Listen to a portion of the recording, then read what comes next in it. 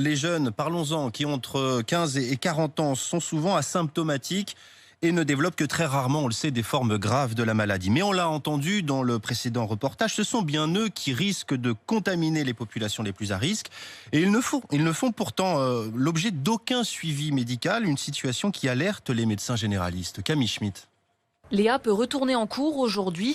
Il y a 10 jours, elle se confine d'elle-même lorsqu'une amie la prévient qu'elle est cas contact, mais personne d'autre n'a cherché à la contacter. Le médecin m'a pas du tout appelé ou même la Sécu ne m'a pas contacté. Tu sais que potentiellement tu as le Covid, mais personne te dit qu'est-ce qu'il faut que tu fasses. Elle décide de faire un test PCR, résultat positif, et c'est seulement à ce moment-là qu'elle reçoit un appel de la Sécu. Ça dure 2 minutes. Elle me demande juste si j'ai des symptômes, si j'étais en contact avec des gens. Elle m'a juste dit il faut rester chez toi, puis c'est tout. Pourtant, entre 15 et 40 ans, les jeunes sont la classe d'âge la plus touchée par le Covid-19.